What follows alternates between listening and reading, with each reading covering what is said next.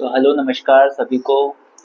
बहुत बहुत स्वागत करता हूँ आप सभी का मेरे यूट्यूब चैनल पे। मैं हूँ डॉक्टर सचिन शर्मा और हमेशा की तरह मैं आपके लिए लेके आया हूँ एक एजुकेशनल वीडियो। तो जी हाँ दोस्तों, जैसा कि आप जानते हैं मध्य प्रदेश में अलग अलग यूनिवर्सिटी में इस समय एग्ज़ाम चल रही है और एग्ज़ाम चल रही है तो फिर हम जो है सारे स्टूडेंट्स जो है कहीं ना कहीं कोशिश कर रहे हैं कि जो सिलेबस साल भर में अगर वो कंप्लीट नहीं कर पाएँ तो लास्ट मोमेंट पे कैसे क्या करें, कैसे उसको कंप्लीट करें या कौन कौन से जो टॉपिक हैं जिनको हमको पढ़ना है तो उसको लेकर के परेशान हैं। तो मैं आपके लिए जो है कुछ ऐसे टॉपिक्स लेके आया हूँ जो कि आपको एग्ज़ाम पॉइंट ऑफ व्यू से इम्पोर्टेंट हो सकते हैं। तो आज का जो वीडियो है ये मैं बीएससी सेकंड ईयर के स्टूडेंट्स के लिए लेके आया हूँ। तो बीएससी सेकंड ईयर के ऐसे स्टूडेंट जिनने मेजर में बॉटनी सब्जेक्ट लिया है और मेजर में बॉटनी सब्जेक्ट लिया है और यूनिट नंबर 3 जो है इनकी उसका मैं कुछ इम्पोर्टेंट क्वेश्चंस या टॉपिक्स जो है आज मैं डिस्कस करने वाला हूँ इस वीडियो के माध्यम से। तो आपके जो कुछ इम्पोर्टेंट टॉपिक्स जो हैं इस यूनिट में वो हैं जैसे कि structure of flower, anther and pollen. तो मतलब कि पुष्प, परागकोश और पराग की संरचना के बारे में बात करेंगे हम। उसके बाद में structure of ovule, mega sporogenesis and embryo sac female gametophyte, मतलब कि बीजांड की संरचना, गुरु बीजाणु जनन एवं भ्रूण कोश, मादा युग्मोद्भिद। तो इसके बारे में हम डिस्कस करेंगे। तो जी हाँ दोस्तों, आपका सिलेबस तो काफ़ी वास्ट है पर उस सिलेबस वास्ट है पर हम ये कर सकते हैं कि लास्ट मोमेंट पे पढ़ाई में कि हम कुछ इम्पोर्टेंट चीज़ों को ऐसे देख लें जिससे कि हमको जो है आंसर अच्छे से समझ में आ जाए कि हम किस तरीके से हमको आंसर लिखना है, क्या क्या चीज़ें उसमें हाईलाइट करनी है, वो चीज़ें आप इससे वीडियो के माध्यम से समझ सकते हैं। तो बिना स्किप किए आपको ये वीडियो देखना है, पूरा वीडियो देखना है और जितनी बार आप देखेंगे उतनी बार ही आपको अच्छे से समझ में आता जाएगा। तो सबसे पहला आपका जो टॉपिक है वो है स्ट्रक्चर ऑफ फ्लावर, पुष्प की जो संरचना है उसके बारे में बात करते हैं। तो आपने नॉर्मली जो है आपने फूल देखा होगा, तो फूल को आपने देखा है, अगर फूल की जो स्टडी अगर आपने की है तो उसमें आपको समझ में आएगा कि भाई फूल जो है वो कैसा होता है, उसमें कौन कौन से पार्ट्स हमको देखने को मिलते हैं। तो मैं उसको आपको एक्सप्लेन करता हूँ। तो देखिए, जैसे कि ज़्यादातर एक्सप्लेनेशन जो होते हैं वो गुड़हल के फूल के ऊपर ही होते हैं। तो आपने गुड़हल का फूल भी देखा है, तो उसमें आपको क्या क्या देखने को मिलता है। तो ये जैसे फूल की संरचना के बारे में अगर आपसे पूछा जाए तो आप इसमें बता सकते हैं कि जो नीचे की जो डंडी रहती है फूल की उसको हम क्या कहते हैं, पेडिसेल, मतलब कि इसको अपन पेडिसेल कहते हैं। उसके बाद में ये जो ग्रीन वाला पार्ट जो उसका निकला रहता है इसको हम क्या कहते हैं, जब आप फूल को देखते हैं फूल के नीचे जो ग्रीन वाला जो पार्ट रहता है उसको क्या कहते हैं, ये उसको कहते हैं सेपल। सेपल जो रहता है ये ऐसे ग्रीन वाले जो बहुत सारे पार्ट 4-5 तरीके के जो है नीचे ग्रीन, फूल के नीचे ग्रीन वाला जो पार्ट रहता है इसको कलेक्टिव तौर पे हम क्या कहते हैं, कलेक्टिव तौर पे हम इसको कैलिक्स कहते हैं। उसके बाद में फूल की जो पंखड़ी जो रहती है उनको हम क्या कहते हैं, उनको हम कहते हैं पेटल। अब ये जो पेटल्स का जो ग्रुप रहता है, मतलब कि अलग अलग जो पंखड़ी रहती है पौधे फूल की जो अलग अलग पंखड़ी रहती है, जब वो मिक्स करके उनको एक साथ क्या कहते हैं, हम उनको हम कोरोला कहते हैं। तो नीचे की जो ग्रीन वाला पार्ट है, अगर अकेले पार्ट को तो अपन सेपल कहेंगे और उनका जो ग्रुप रहेगा उसको हम क्या कह देंगे, कैलिक्स कह देंगे। और उसके ऊपर जो ये पंखड़ी रहेगी जो फूल की, उसको अकेली पंखड़ी को तो अपन पेटल कहेंगे और उनके ग्रुप को अपन क्या कहेंगे, उसको कहेंगे हम कोरोला। अब ये जो कैलिक्स है और ये जो पंखड़ी है, जो ग्रीन वाली जो नीचे पंखड़ी के नीचे रहता है वो, और ये जो फूल की पंखड़ी रहती है, इनको मिला करके क्या कहते हैं, पेरियंथ कहते हैं। ठीक। अब इसके बाद में आपको जो बीच वाला जो हिस्सा है ये इसकी बात करते हैं। तो बीच वाला जो हिस्सा है इसकी अगर बात की जाए तो ये क्या क्या चीज़ों से बना रहता है। ये जो बीच वाला जो हिस्सा रहता है ये फीमेल पार्ट होता है। फीमेल पार्ट मतलब कि ये जो इसको फीमेल पार्ट को हम क्या कहते हैं, गाइनेशियम भी कहते हैं। जो सेंटर में जो ये रहता है, सेंटर में जैसे कि ये वाला पार्ट जो रहता है फ्लावर का, इसमें सबसे नीचे तो क्या प्रेजेंट रहता है, सबसे नीचे तो यहाँ पे ये जो आपको दिख रहा है, ये सबसे नीचे क्या रहता है, इसमें ओवरी रहता है। ओवरी रहता है जिसके अंदर क्या पाए जाते हैं, ओव्यूल्स पाए जाते हैं। उसके बाद में ओवरी के अंदर अपने को ओव्यूल्स देखने को मिल रहा है।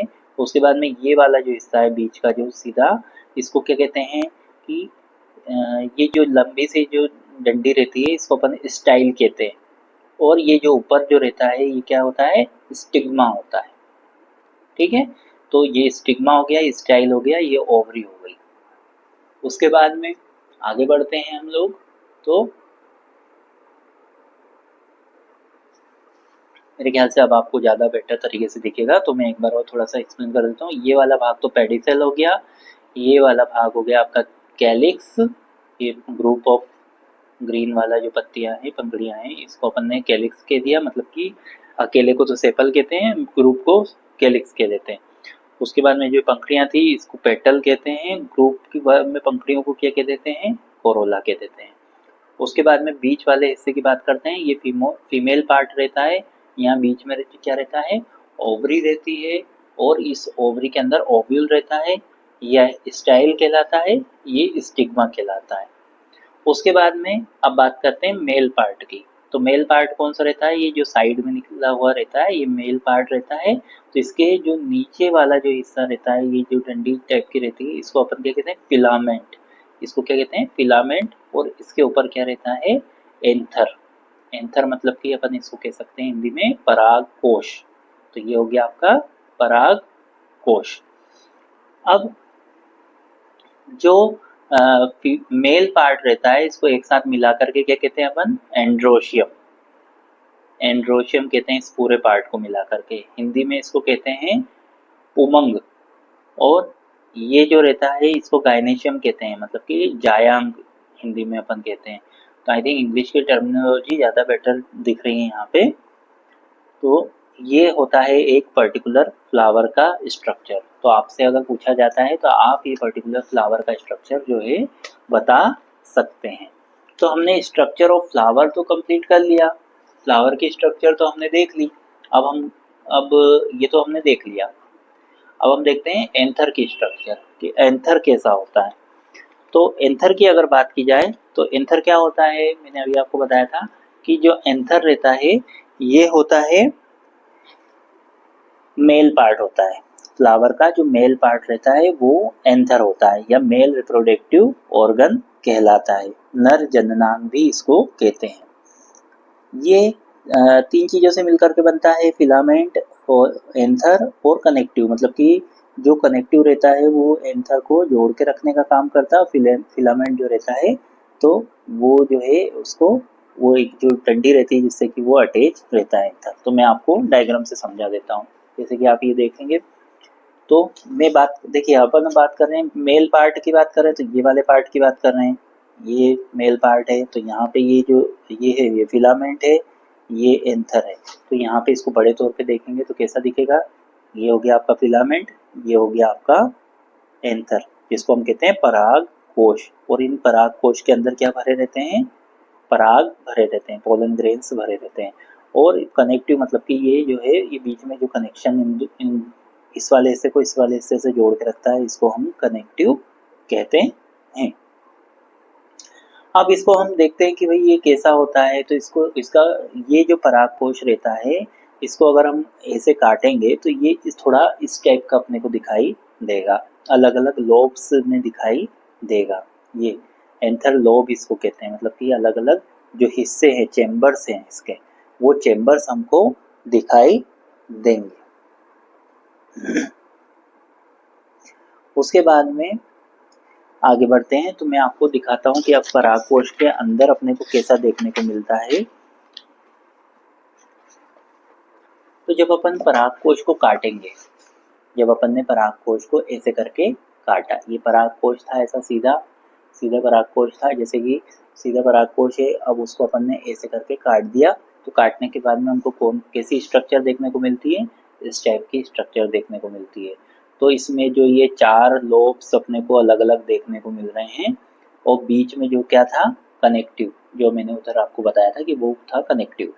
अब क्या हुआ, ये लोब जो रहते हैं इनके बाहर वाला जो ये जो सेल्स की जो स्ट्रक्चर दिख रही है ये क्या कहलाती है, ये कहलाती है बाहर वाली एपिडर्मिस। ठीक है, एपिडर्मिस कहलाती है। और एपिडर्मिस के अंदर अपने को क्या देखने को मिलता है, एंडोथीसियम देखने को मिलता है। ये जो सेकंड लेयर जो रहती है ये कौन सी होती है, एंडोथीसियम कहते हैं। उसके बाद में आती है उसके बाद में आती है मिडिल लेयर। फिर ये एक और मिडिल लेयर आती है, ये वाली मिडिल लेयर आती है। उसके बाद में फिर क्या आता है, मिडिल लेयर के बाद में फिर क्या आता है, फिर ये जो चौकोर वाली जो लेयर दिख रही है आपको, ये चौकोर टाइप के खांचे दिख रहे हैं इसमें। तो ये चौकोर टाइप के जो खांचे हैं इनको अपन क्या कहते हैं, इनको हम कहते हैं टेपिटम। ठीक, तो इनको हमने कह दिया टेपिटम। और इसके अंदर जो रहता है, क्या रहता है, इस टेपिटम के अंदर जो है पोलन ग्रेन्स रहते हैं। मेल रिप्रोडक्टिव ऑर्गन जो रहता है वो एंथर के अंदर जो पोलन ग्रेन्स रहते हैं वो जो है निषेचन का कार्य करते हैं। तो अगर आपको एग्जाम में पूछा जाता है कि भाई आप जो है किसी आप पहले तो मैंने आपको बताया था कि आप जो है अगर फ्लावर का पूछा जाए तो आप ये वाला डायग्राम बना के एक्सप्लेन कर सकते हैं। फिर आपसे पराग कोश के बारे में पूछा जाए तो पराग कोश आपने कैसा होता है, इस टाइप का होता है, फिर इसको काटते तो ऐसा दिखाई देता है, फिर अपन इसको और ज़्यादा डिटेल में देखते हैं तो हमें ये इस टाइप से दिखाई पड़ता है। इस टाइप से दिखाई पड़ता है। 4 लोब्स इसमें देखने को मिल रहे हैं, बीच में कनेक्टिव है, बाहर एपिडर्मिस है, एपिडर्मिस के बाद में एंडोथीसियम लेयर है, फिर आपकी मिडिल लेयर आ जाती है। उसके बाद में फिर आपको यहाँ पे ये जो चौकोर वाले बड़े बड़े जो डब्बे टाइप की स्ट्रक्चर, तो ये जो आपको दिख रही है ये वाली स्ट्रक्चर, ये टेपिटम हो गया। उसके बाद में फिर आपके जो है इसके अंदर पोलन ग्रेन्स भरे हुए दिखाई दे रहे हैं। तो ये आपका हमने जो है दोनों चीज़ें कर ली हैं, फ्लावर्स का स्ट्रक्चर और एंथर का स्ट्रक्चर देख लिया है।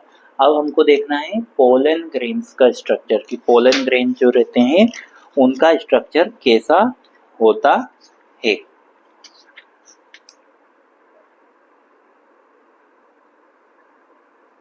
तो दोस्तों इसमें अगली चीज आपसे पूछी गई है, कौन सी पूछी गई है, इसमें पोलन ग्रेन्स के बारे में पूछा गया है कि पोलन ग्रेन का स्ट्रक्चर कैसा होता है। तो अभी तक मैंने आपको जैसे कि फ्लावर का स्ट्रक्चर बताया था, एंथर का स्ट्रक्चर बताया था, मतलब कि पुष्प का बताया था, परागकोश का बताया था। अब मैं आपको पोलन ग्रेन या पराग के बारे में बताऊंगा। तो इसको अपन एक डायग्राम से समझ सकते हैं दोस्तों, कि जैसा कि आपको इसमें डायग्राम में दिखाई पड़ रहा है, आई होप कि आपको अच्छे से दिख रहा होगा, कि इसमें जैसे कि आपने ये पूरा स्ट्रक्चर क्या है, एक परागकोश का स्ट्रक्चर है। इस परागकोश के बारे में सॉरी, ये हमने काय के बारे में जो है, हाँ, ये हमने जो स्ट्रक्चर देखा था ये परागकोश का देखा था। और परागकोश के अंदर जो है हमारे अलग अलग प्रकार के जो पोलन ग्रेन्स थे वो भरे हुए थे। अब क्या हुआ कि ये तो हो गया आपका परागकोश या एंथर। इस एंथर के अंदर क्या रहते हैं, पोलन ग्रेन्स होते हैं। तो ये पोलन ग्रेन्स की अब अपना जो टॉपिक था वो क्या था, अपन ने फ्लावर का स्ट्रक्चर देख लिया, मतलब कि अपन ने पुष्प का स्ट्रक्चर देख लिया, एंथर का स्ट्रक्चर देख लिया, मतलब कि परागकोश का स्ट्रक्चर देख लिया, और फिर बाद में अपने को देखना था पोलन ग्रेन का स्ट्रक्चर कैसा होता है, पराग का स्ट्रक्चर कैसा होता है। तो ये जो ये क्या था, परागकोश था। इस परागकोश के अंदर जो है क्या भरे हुए हैं, पराग। तो ये पोलन ग्रेन का स्ट्रक्चर कैसा रहता है, पोलन ग्रेन जो रहता है, इस एक पोलन ग्रेन की अगर बात की जाए तो ये देखिए, ये यहाँ पे जब पोलन ग्रेन इससे डिस्चार्ज हो जाते हैं, इससे बाहर निकल जाते हैं, जब फैल जाते, बिखर जाते हैं, तो बहुत ही महीन रहते हैं पोलन ग्रेन्स, बहुत महीन रहते हैं, बिल्कुल मतलब अपन एक ऐसा कह सकते हैं कि बिल्कुल डस्ट के समान अपने को दिखाई पड़ते हैं, बहुत छोटे होते हैं। तो ये जो पोलन ग्रेन रहते हैं इसमें जो है 2 प्रकार के अपने को न्यूक्लियस देखने को मिलती है, दो प्रकार के अपने को इसमें केंद्रक देखने को मिलते हैं। एक होती है जनरेटिव न्यूक्लियस और एक होती है ट्यूब न्यूक्लियस। और ये जनरेटिव न्यूक्लियस और ट्यूब न्यूक्लियस ही जो है पूरा का पूरा एक पराग का निर्माण करती हैं। तो इसमें ये तो नीचे तो ट्यूब न्यूक्लियस अपने को देखने को मिलती है, और ऊपर जो जनरेटिव न्यूक्लियस रहती है वो क्या बनाती है, अपने स्पर्म बनाने का काम करती है, स्पर्म न्यूक्लियाई का निर्माण करती हैं। तो ये 2 आपको जो है मेल गैमेट्स देखने को मिल रहे हैं, और ये जो है आपके ट्यूब न्यूक्लियस देखने को मिल रही है। और ये पूरी स्ट्रक्चर जो है एक पराग पराग की है, मतलब कि एक जो आपका पोलन ग्रेन जो है उसकी स्ट्रक्चर ऐसी होती है। तो आपको मेरे हिसाब से मैंने आपको बहुत इजी करके समझाने का प्रयास किया है कि ये तो हो गया आपका, ये हमने यहाँ पढ़ा था कि भाई ये वाली चीज़ क्या थी, ये तो था फिलामेंट, ये था एंथर, ठीक, परागकोश। अब ये परागकोश को जब काट के देखा तो ऐसा दिखाई दिया, फिर इस परागकोश को जब काटा अपन ने तो ये ऐसा दिखाई दिया, इसमें अंदर क्या भरे हुए हैं, पराग भरे हुए हैं, पोलन ग्रेन से भरे हुए हैं। तो ये पोलन ग्रेन से जब इसके बाहर निकलते हैं, डिस्चार्ज होते हैं, बाहर निकलते हैं, तो बाहर निकलते हैं उस समय क्या होता है कि ये जो पोलन ग्रेन रहते हैं इनमें इनका स्ट्रक्चर कैसा रहता है। तो इनके स्ट्रक्चर की अगर बात की जाए तो पहले तो ये इस तरह से होते हैं कि इसमें जो है दो न्यूक्लियस देखने को मिलती है, एक जनरेटिव न्यूक्लियस होती है, एक ट्यूब न्यूक्लियस होती है। तो जो ट्यूब न्यूक्लियस रहती है वो यहाँ प्रेजेंट रहती है, जो कि इसके टेल को बढ़ाने का काम करती है, और साथ में जो जनरेटिव न्यूक्लियस है वो यहाँ पे अपने आप को स्पर्म न्यूक्लियाई बनाने का कार्य करती है। तो यहाँ पे आपको मैंने फ्लावर, एंथर और पोलन की स्ट्रक्चर बताई है, ये इंपॉर्टेंट है, ये आपसे पूछा जा सकता है कि संरचना बताइए फ्लावर की कैसी होती है, एंथर की कैसी होती है, पोलन ग्रेन्स की कैसी स्ट्रक्चर होती है। तो आपको ये अच्छे से पढ़ना है। अब आपका अगला आता है ओव्यूल के बारे में कि बीजांड की संरचना कैसी होती है। तो आपको बीजांड की संरचना के बारे में मैं बता देता हूँ कि बीजांड जो रहता है वो देखने में कैसा रहता है। तो जब ये देखिए, मैंने आपको पहले एक डायग्राम बताया था, तो उस डायग्राम में आपने देखा था कि फ्लावर में जो है बीच वाला जो हिस्सा था वो क्या कहला रहा था। ये देखिए, यहाँ पे मैंने आपको बताया था कि इसमें मैंने बताया था कि ये वाला जो हिस्सा है ये फीमेल रिप्रोडक्टिव ऑर्गन है। फीमेल रिप्रोडक्टिव ऑर्गन है मतलब कि इसमें जो है ये यहाँ पे क्या है, ओवरी है। ओवरी के अंदर अपने को क्या देखने को मिल रहे हैं, ओव्यूल्स देखने को मिल रहे हैं। और ये वाला पार्ट क्या है, स्टाइल है, और ऊपर वाला पार्ट जो है स्टिग्मा है। तो इसी को मैं आपको आगे रह करके यहाँ पे बताना चाहूँगा कि ये देखिए वही चीज़ है कि ये यहाँ पे आपको दिख रहा है कि ये तो है स्टिग्मा, और ये वाला हिस्सा हो गया आपका स्टाइल, और ये वाला जो हिस्सा है ये ओवरी वाला हिस्सा है, और इसके अंदर ही जो है हमको ओव्यूल देखने को मिलता है। तो ये पूरा भाग जो है ओवरी है, और इसके अंदर जो है ये वाला हिस्सा जो है ये ओव्यूल है। ओव्यूल जो है वो कैसा दिखाई पड़ता है उसके बारे में अब हम डिस्कस करेंगे। तो एक ये डायग्राम भी आप देखिए दोस्तों, तो इससे भी आपको समझ में आएगा कि देखिए ये ओव्यूल्स लगे हुए हैं, ये ओव्यूल्स हैं, ये पूरी ओवरी है, ये पूरी ओवरी है। जैसे कि आपने ये फ्लावर वाला मैंने आपको बताया था, ये देखिए इस पूरे हिस्से को क्या कहते हैं, इस पूरे हिस्से को अपन ओवरी कह रहे हैं, ठीक। इसमें ये जो साइड में जो क्या लगे हुए हैं, ओव्यूल्स लगे हुए हैं। तो वही चीज़ यहाँ पे मैंने बताया आपको कि ये पूरी जो चीज़ है ये ओवरी है, और इसमें ओव्यूल्स लगे हुए हैं। और अब इनके बारे में मैं आपको बता देता हूँ कि ये कैसा रहता है। ओव्यूल जो रहता है, बीजांड जिसको हम कहते हैं, अब बीजांड कैसा रहता है ये मैं आपको बता देता हूँ। तो बीजांड का स्ट्रक्चर आपसे पूछा जा सकता है कि वही ओव्यूल की स्ट्रक्चर बना के बताइए। तो ये एक सिंपल जो बीजांड है, एक ओव्यूल जो है उसकी स्ट्रक्चर इसमें देखने को मिल रही है हमको कि ये ओव्यूल जो है यहाँ से जहाँ से स्टार्ट होते हैं, जो जुड़े हुए रहते हैं, ये फ्यूनिकल कहलाता है। सबसे बाहर वाला जो हिस्सा रहता है जिससे ये पूरा का पूरा ये चीज़ अटैच रहती है, इसको अपन क्या कहते हैं, फ्यूनिकल, ठीक। अब फ्यूनिकल्स के बाद में जो ये वाला हिस्सा रहता है, ऊपर वाला जो हिस्सा रहता है, इसको हम क्या कहते हैं, इसको हम कहते हैं, इसको कहते हैं चैलेजा, चैलेजा कहते हैं।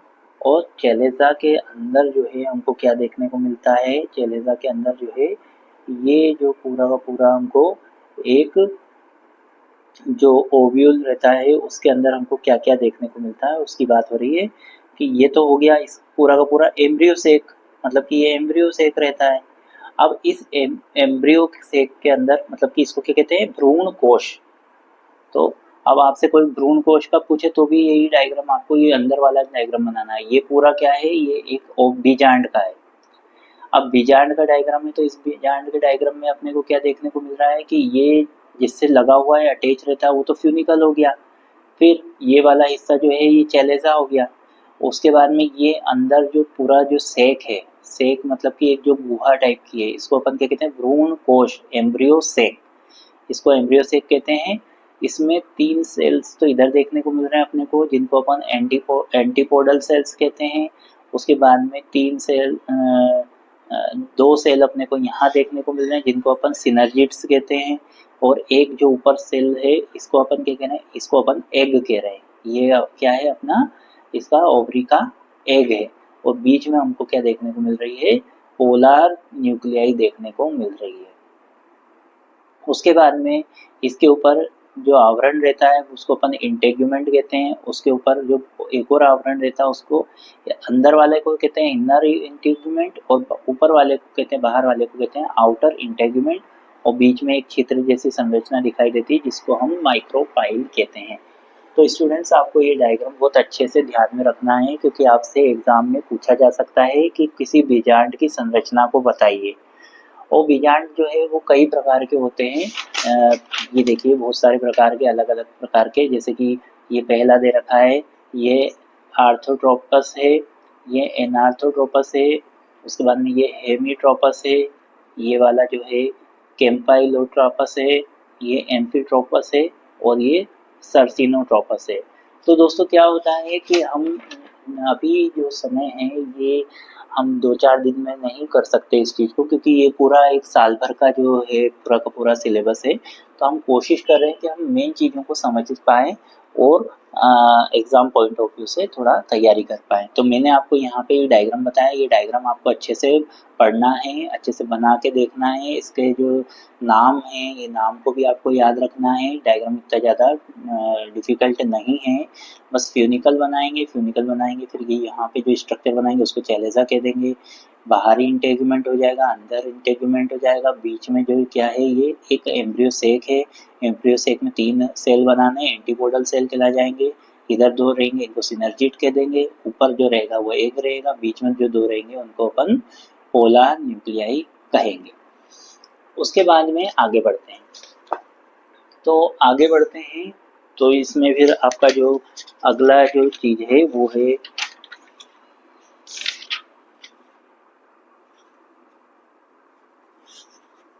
तो मेगा स्पोरोजेनेसिस की अगर बात की जाए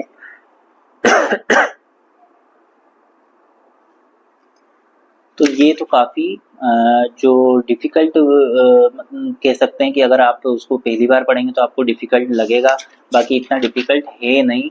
मैं आपको एक लाइन डायग्राम से उसको समझाने का कोशिश करता हूँ कि भाई जो है एक ओव्यूल रहता है वो किस तरीके से डेवलप होता है, उसको मैं आपको थोड़ा सा एक लाइन डायग्राम से समझाने की कोशिश करता हूँ। आई होप आपको समझ में आए, क्योंकि ये जो है अपने आप में एक एक चैप्टर है और इनको जो है शॉर्ट टाइम में समझा पाना वो मैं कोशिश कर रहा हूँ कि आपको समझ में आए। तो देखिए ये क्या है, एक कोशिका थी, ठीक है, एक कोशिका थी किसी फ्लावर में कैसे जो है एक ओव्यूल बनता है उसके बारे में मैं आपको थोड़ा सा बताने की कोशिश कर रहा हूँ लाइन डायग्राम से। कि एक कोशिका थी, उस कोशिका में क्या हुआ, अर्धसूत्री विभाजन हुआ। अर्धसूत्री विभाजन हुआ तो उससे क्या हुआ कि ये जो है 4 हैप्लॉइड कोशिकाओं का निर्माण हुआ। ठीक, अब ये 4 हैप्लॉइड कोशिका का जो निर्माण हुआ था, इन 4 हैप्लॉइड कोशिका में से एक जो कोशिका थी उस ये 3 तो क्या है डीजनरेट हो जाती है, मतलब कि ये जनरेट होना बंद हो जाती है, और एक ही जो है उनमें से जनरेट होती है एम्ब्रियो सेक बनाने के लिए। अब क्या हुआ कि इसने पहले तो क्या हुआ, अपने न्यूट्रिटिव पदार्थ लिए, पोषक तत्वों को लिया, पोषक तत्वों को लेने के बाद में इसने अपनी साइज को बढ़ाया। साइज को बढ़ाने के बाद में इसने क्या करा, समसूत्री विभाजन करा। समसूत्री विभाजन करने से इसमें जो है अपने को 2 न्यूक्लियस देखने को मिली। फिर बाद में क्या हुआ, फिर इसने वापस से समसूत्री विभाजन करा, 2 से 4 बन गई। 4 बनने के बाद में फिर इसमें समसूत्री विभाजन हुआ। तो समसूत्री विभाजन के फलस्वरूप क्या हुआ कि 3 तो एंटीपोडल सेल बने और 2 सिनर्जिड सेल बने, एक सेल बना, और 2 जो है पोलर न्यूक्लियाई का निर्माण हुआ। फिर इसके अंदर क्या हुआ, फिर इसके अंदर जो है न्यूक्लियर फ्यूजन की प्रोसेस हुई, मतलब कि जो है फ्यूजन होता है, एक फिशन होता है। तो फ्यूजन मतलब कि जुड़ाव की बात हो रही है यहाँ पे। तो ये जो पोलर न्यूक्लियाई थी, तो secondary nucleus formed by the fusion of two nuclei. तो ये जो दो न्यूक्लियस थी, इनने मिलकर के क्या करा कि क्या बनाया, सेकेंडरी न्यूक्लियस बना लिया। ये दो ने मिलकर के अपने आप क्या बना लिया, सेकेंडरी न्यूक्लियस का निर्माण कर लिया। फिर आगे क्या हुआ, फिर आगे बढ़ते हैं। तो फिर आगे क्या हुआ कि यहाँ पर जाकर के क्या हुआ कि मेच्योर एम्ब्रियो से just before fertilization 7 nuclei present, 6 are haploid, 1 is diploid. तो मतलब कि यहाँ पे क्या हुआ कि 3 तो नीचे थी, 3 ऊपर थी, और बीच में जो है ये अपने को देखने को मिल रहा है। तो मतलब कि 7 टोटल जो है 7 थी, जिनमें से 6 तो जो है हैप्लॉइड थी और एक जो बीच में थी वो डाइप्लॉइड थी। फिर क्या हुआ, फिर आगे चल करके इस तरीके से पूरा का पूरा एक ओव्यूल का निर्माण हुआ। भ्रूण पोष का निर्माण होने के बाद में फिर पूरा का पूरा ये जो है ओवरी के अंदर एक ओव्यूल का निर्माण होता है। तो दोस्तों, आप जितना ज़्यादा डायग्राम का इस्तेमाल करेंगे पढ़ने में, तो आपको उतनी जल्दी समझ में आएगा। तो ये वाली चीज़ मैंने आपको बताई है। अभी मैंने इससे पहले आपको क्या बताया था, मैंने आपको ओव्यूल का डायग्राम बताया था कि भाई ये ओव्यूल क्या होता है। ठीक, अब ये ओव्यूल ये होता है। उसके बाद फिर मैंने आपको क्या बताया कि इसके अंदर जो अगर आपको क्वेश्चन पूछा जाता है कि मेगा स्पोरोजेनेसिस या एम्ब्रियो सेक कैसे बनता है, तो आपको जो ओव्यूल कैसे बनता है, तो उसके बारे में अगर पूछा जाए तो आप इस डायग्राम को बहुत अच्छे से बना करके इसको देख लें। तो और इससे आपको बहुत अच्छे से समझ में आ जाएगा। क्या हुआ, एक मदर सेल था, डाइप्लॉइड था, उसमें डिवीज़न हुआ, मियोसिस की प्रोसेस हुई, अर्धसूत्री विभाजन हुआ। अर्धसूत्री विभाजन से 4 कोशिकाएं बनी। 4 कोशिकाओं में से 3 ने जो है 3 ने कोई डीजनरेट हो गई, काम नहीं किया। एक जो थी उसने अपने आप वो अपनी ग्रोथ करा के फिर बाद में समसूत्री विभाजन के थ्रू 2 कोशिकाओं का 2 न्यूक्लियस का निर्माण करा। 2 से 4 बने, 4 से जो है 3 इधर एंटीपोडल सेल बन गए, 2 इधर सेल बन गए, जिनको बस सिनर्जिड कहते हैं। एक कोशिका बन गई और बीच में 2 पोलर न्यूक्लियाई बन गई। फिर क्या हुआ कि फिर यहाँ पे ये जो बीच के पोलर न्यूक्लियाई थी, इनने क्या करा कि दोनों में फ्यूजन हो गया, दोनों जुड़ गई और जुड़ करके जो है फिर आगे बढ़े। तो फिर यहाँ पे कितने सेल बन गए, टोटल कितनी न्यूक्लियस हो गई अपने को, 6 न्यूक्लियाई हो गई, जिसमें से जो है एक तो डाइप्लॉइड थी बीच में और बाकी जो थी वो हैप्लॉइड थी। और इस तरीके से पूरा का पूरा एक कार्पल का निर्माण हो गया। ये तो ये चीज़ें आपको ध्यान में रखना है, और जितना ज़्यादा डायग्राम पे कॉन्सेंट्रेट करेंगे उतना अच्छा आपको समझ में आएगा। तो आई थिंक इतना जो अगर आप कर लेते हैं तो वो भी आपके लिए काफ़ी होगा। और अच्छा जो है डिटेल्स में, तो हालांकि ये चीज़ तो एक टॉपिक को अगर बोर्ड पे समझाए तो बहुत अच्छे से समझ में आता है, लास्ट मोमेंट की पढ़ाई है। तो आई होप कि आपको वीडियो अच्छा लगा होगा। आपको कोई से टॉपिक समझना हो तो आप उसको ज़रूर मुझे कमेंट बॉक्स में बताएं, और ज़्यादा से ज़्यादा वीडियो को अपने दोस्तों के साथ शेयर करें, चैनल को सब्सक्राइब करें, और ऐसे अच्छे वीडियोज़ मैं आपके लिए लेके आता रहूँगा। कोई विशेष टॉपिक पर आपको वीडियो चाहिए तो मुझे ज़रूर कमेंट बॉक्स में बताएं। अगले वीडियो तक के लिए धन्यवाद, नमस्कार।